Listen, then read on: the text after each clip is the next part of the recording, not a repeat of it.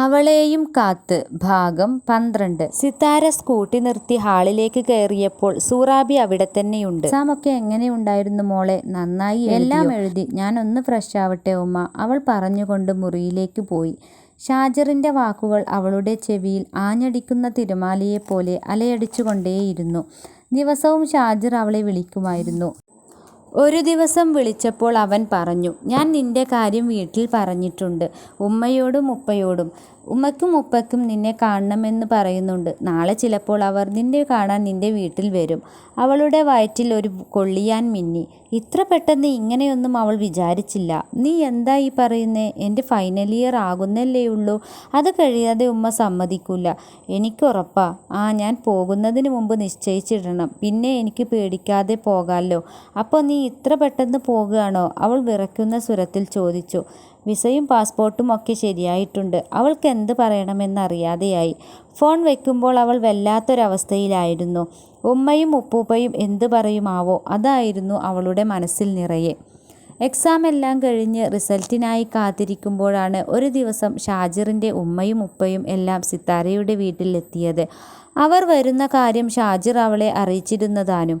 അടുത്ത മാസം അവൻ ഗൾഫിൽ പോകുകയാണ്. അതറിഞ്ഞ മുതൽ സിത്താര അവന് ഇനി തന്നെ വിളിക്കാനോ കാണാനോ പറ്റില്ലേ എന്ന ആശങ്കയിലായിരുന്നു.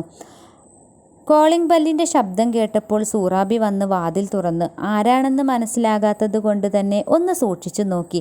അസ്സലാമു അലൈക്കും, ഷാജിറിൻ്റെ ഉമ്മ പറഞ്ഞു. സൂറാബി തിരിച്ചു പറഞ്ഞുകൊണ്ട് അകത്തേക്ക് ഇരിക്കാം എന്ന് പറഞ്ഞു ആംഗ്യം കാണിച്ചു. ആരാണെങ്കിലും ആതിഥ്യമര്യാദ പാലിക്കണമല്ലോ.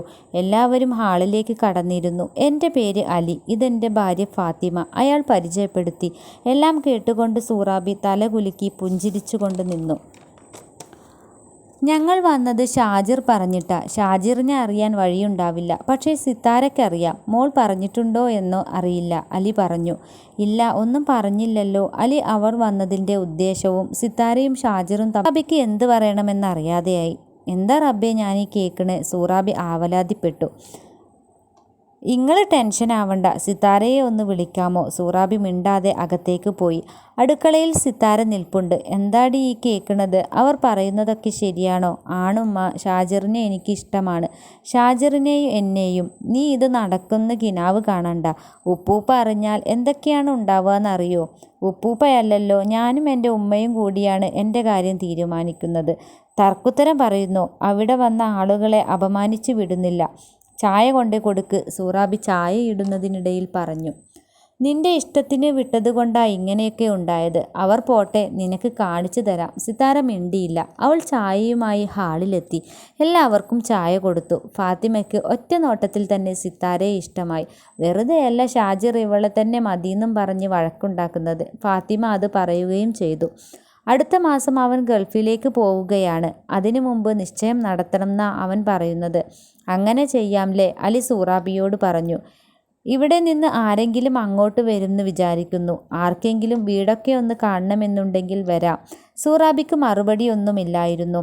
കുറച്ചു കഴിഞ്ഞ് അവർ എണീറ്റു. ഇപ്പോൾ തന്നെ അങ്ങ് കൊണ്ടുപോയാലോ എൻ്റെ പൊന്നുമോളെ? ഫാത്തിമ ചോദിച്ചു.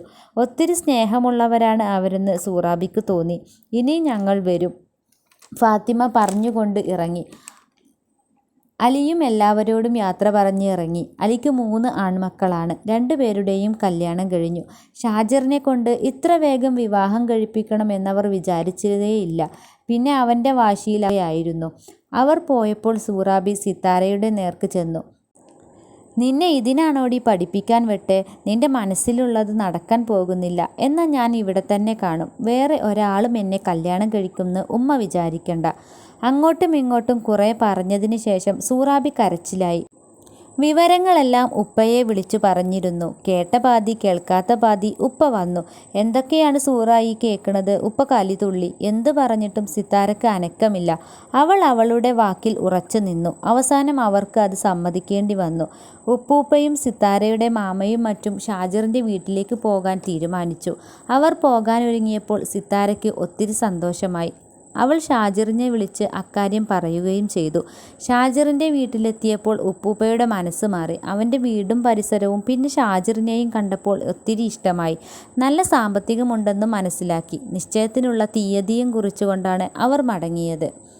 ഷാജിറിൻ്റെയും സിത്താരയുടെയും നിശ്ചയവും അതിനുശേഷമുള്ള കല്യാണവും കാണണമെങ്കിൽ എല്ലാ എപ്പിസോഡുകളും മുടങ്ങാതെ കാണണേ.